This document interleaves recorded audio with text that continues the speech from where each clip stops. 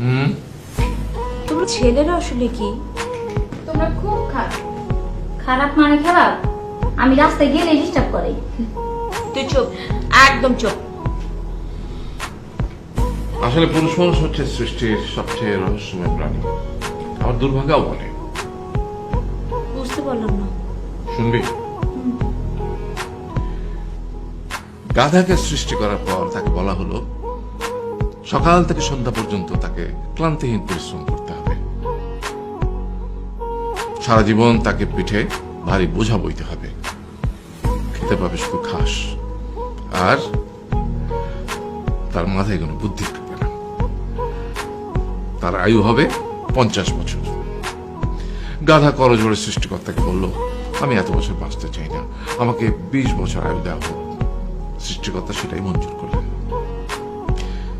কুকুরকে যখন সৃষ্টি করা হলো তখন তাকে বলা হলো যে সে হবে মানুষের সবচেয়ে বড় বন্ধু, কিন্তু সে খাবে মানুষের উচ্ছিষ্ট, এবং তার আয়ু হবে 30 বছর। কুকুর সৃষ্টিকর্তাকে বললো, আমি এত বছর বাঁচতে চাই না, আমাকে 15 বছর আয়ু দেওয়া হোক। সেটাই মঞ্জুর করা হলো। এরপর বানরকে বলা হলো, তুমি শুধু গাছের এ ডাল থেকে ও ডালে ঝুল খাবে এবং নানান রকম ফন্দি বিক্রি করে মানুষকে আনন্দ দেবে, তোমার আয়ু হবে 20 বছর। মানুষ বলল, আমি 20 বছর বাঁচতে চাই না, আমাকে 10 বছর দেওয়া হোক। সেটাই মঞ্জুর করা হলো। এবার এলো পুরুষ মানুষের পালা। তাকে বলা হলো যে তুমি হলে প্রাণীগুলোর মধ্যে সবচেয়ে বিচক্ষণ এবং বুদ্ধিমান, সেই জন্য তোমাকে প্রাণীদের শিরোমণি করা হলো এবং তোমার আয়ু হবে 20 বছর। তখন পুরুষ মানুষ বলল, করজোড়ে বলল সৃষ্টিকর্তাকে যে 20 বছর আয়ু অত্যন্ত কম, হে প্রভু, আমাকে ওই গাধার সে যে 30 বছর আয়ু চায়নি সেটা আমাকে দেয়া হোক, ওই যে কুকুর 15 বছর ফিরিয়ে দিয়েছিল সেটাও আমাকে দেয়া হোক, আর যে বানর 10 বছর নেয়নি সেটাও আমাকে দেয়া হোক।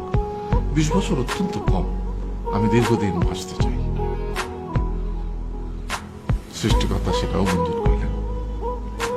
তারপর কি হলো? সেই থেকে ছেলেরা পুরুষ মানুষ হিসেবে বাঁচে 20 বছর, তারপরের 30 বছর সংসারের বোঝা পিঠে করে বয়ে বেড়ায়, সেটা কার মতো? গাধার মতো।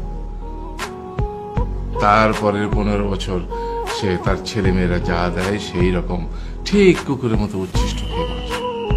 আর তারপরে বৃদ্ধ বয়সে ঠিক বানরের মতো, যেমন গাছের এডাল থেকে ওডাল ঝুল খায় বানর, তেমনি এই ছেলের বাড়ি থেকে ওই ছেলের বাড়ি, আর নানান রকম ফন্দি বিক্রি করে তার নাতি নাতনিদের আনন্দ দেওয়ার চেষ্টা করে।